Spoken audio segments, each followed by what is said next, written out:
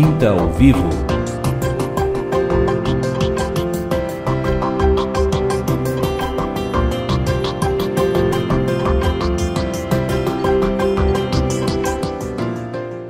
E voltamos aqui nesse segundo bloco, o papo tá só esquentando aqui, e a gente estava falando aqui da questão da submissão, né? O que você falou que, enfim, teve uma experiência, viveu e tem passado por isso, né? A questão da submissão. E o que você entende, assim, de submissão? Para você, o que é a submissão, assim? A submissão, eu não posso fazer nada independente do cabeça. Primeiro cabeça Cristo, depois o meu marido. Então, eu não posso ser independente dele, né? Tudo tem que ser de acordo. Se ele concorda, sim. Se ele não concorda, não. E não tem problema. A gente tem que aceitar o não. Eu não vejo problema no não. Eu sempre pergunto a ele. Aí ele quer que eu decida alguma coisa. Eu falo, é contigo, tu quer cabeça? Ficou mais simples para mim, não é? Às vezes as mulheres colocam um mistério do que é ser submissa. Mas é simples, a responsabilidade é do cabeça. Tu só vai auxiliar ele naquilo que ele falar. Pronto, não tem mistério. Aí, às vezes, ele briga comigo, me dá uma xingada, que nem fala pro pessoal aqui do Sul.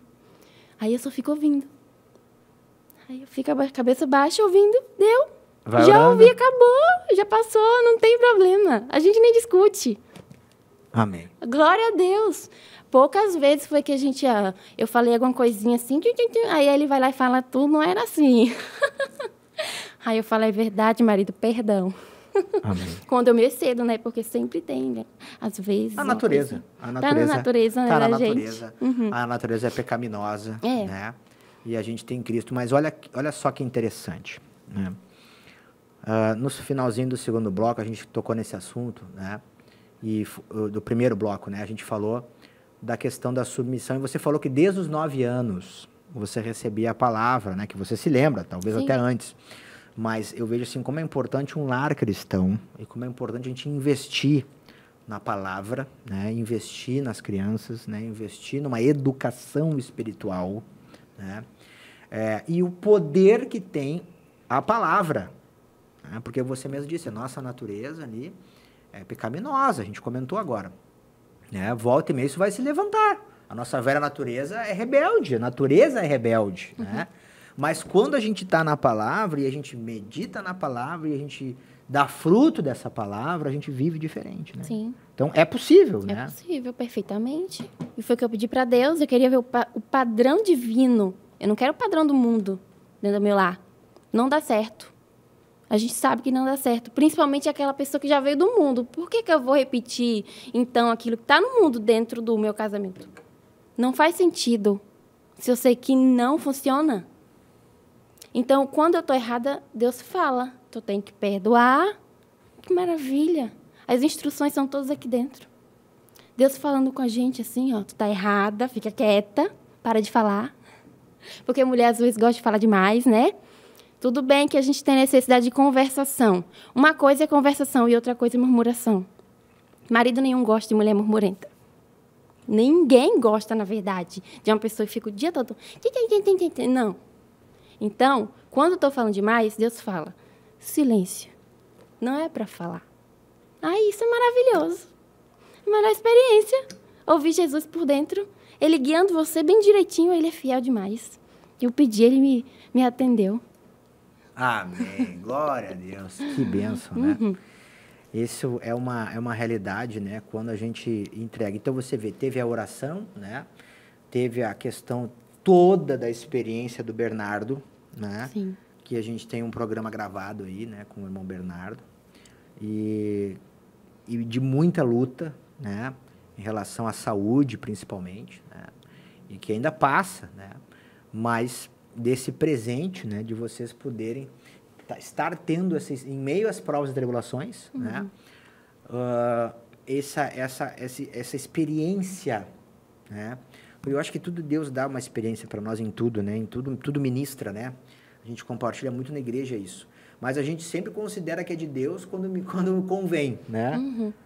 Mas quando não convém, a gente acha que é o inimigo, né? E na verdade a gente sabe que o plano de Deus é perfeito e ele está sobre todas as coisas, né? E que na verdade a gente precisa ter a realidade, né? Mas quando você aceita as provas, né? E o Bernardo passou por muitas provas na saúde ali, né? A questão do fêmur, da cirurgia, enfim. E depois na coluna, né? Com a escoliose, coisa que vocês estão vivendo hoje também, né? Em relação à saúde dele. A gente vê, assim, como Deus é justo, né? Como Deus é justo. Porque eu creio, assim, que Deus sabe como trabalhar na gente. É isso. A gente tem que confiar em Deus. A gente tem que... Não pode duvidar de Deus, né? Ou você crê em Deus ou você não crê em Deus. Eu creio em Deus. Então, se você crê em Deus, descansa o teu coração. Tá acontecendo como acontece coisa comigo que eu não queria que acontecesse. Mas a gente falava, né? Até lá na época no programa do Bernardo, que tem outras coisas que, nossa, que não é nada perto de uma situação de que ele ficou anos em função de uma dor horrível, devia ser uma fisgada aqui na bacia, né? Junto do fêmur. E teve que fazer cirurgia aqui, todas complicadas, e deu problema financeiro na época, e a grana não entrou, e deu ação, mas Deus proveu advogado, e quanta coisa aconteceu, né? E hoje vocês estão desfrutando de um matrimônio, né? De uma experiência com Deus, né? Então, quando Deus traz a palavra de tende por motivo de toda alegria o passardes por várias provações, é porque Deus está dizendo para nós, eu sei o que eu faço. Deus está dizendo, confia ou não confia? Quer receber a bênção ou não quer receber a bênção? Verdade. E aí, deu a alegria, né, desse casamento. E a gente viu naquela gravação com o programa do Bernardo, a irmã estava nos bastidores, né? Viu, né? A alegria do Bernardo também falando do casamento, né, irmã? Sim, claro, Ele é feliz hoje, né? No princípio, ele ficou com medo de casar, né? Tava com medo assim, ficou assustado, achou que eu tava botando pressão. Eu digo, não, é Jesus que quer. Né? Aí logo se levantou um monte de coisa, né? Um monte de tribulação e não vai dar certo, será? É tu que tá me pressionando, não. E aí eu comecei a questionar, Deus, será que é a tua vontade mesmo? Porque eu tô me estressando. Sim. Comecei a me estressar logo, principalmente na construção da casa, porque então foi um trabalho muito grande na vida dele, porque estava mexendo na área financeira, mas Deus estava sempre provendo alguma coisa. Sim. Dando sinais. Só que ele estava me estressado. E eu acabei me estressando também. Aí eu ficava perguntando toda hora, Deus, é teu mesmo esse casamento? Senhor, se não for, pode tirar, não tem problema. Mas Deus não tirava, Deus já tinha confirmado que era. Né? Sim. Então, mas a gente casou assim mesmo.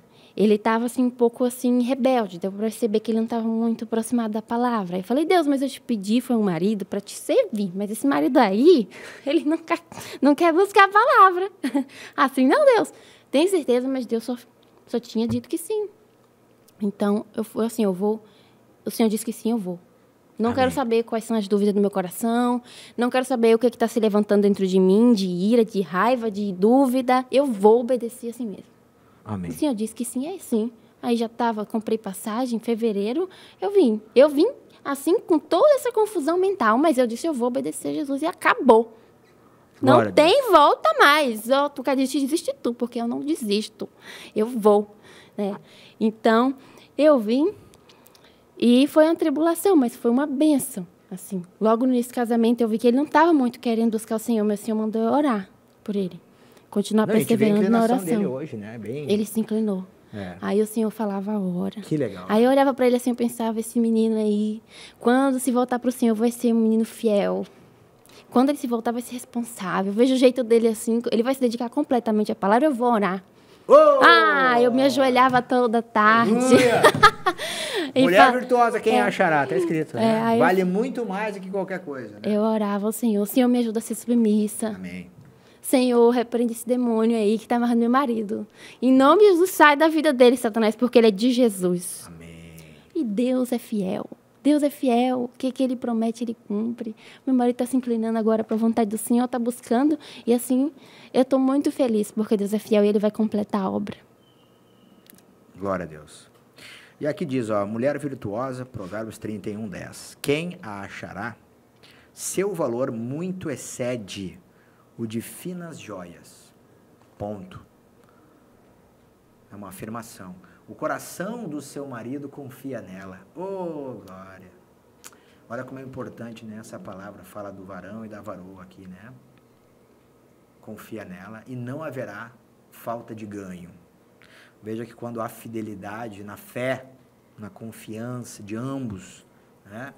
E quando, né, a gente sabe que é a atribuição, né, da esposa também, orar muito pelo marido, né, jejuar pelo marido. Porque é muito comum, né, irmão? A gente sabe, a irmã que conviveu veio de uma família cristã, né, e conviveu com muitas irmãs na igreja, enfim. É muito comum a mulher reclamar do marido. Sim. Que você falou que não queria a murmuração, Sim. né?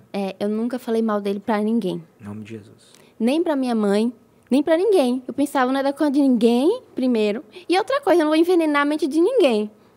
Se o veneno tá aqui, ele tem que sair daqui. Em nome de Jesus vai sair, eu vou perdoar, Satanás. Eu falava bem assim. Porque a gente briga com o diabo, né? Nossa luta não é contra a carne nem o sangue. É contra os principados e potestades. Se a gente sabe que são espíritos, o Senhor sempre falava, são espíritos que estão nele.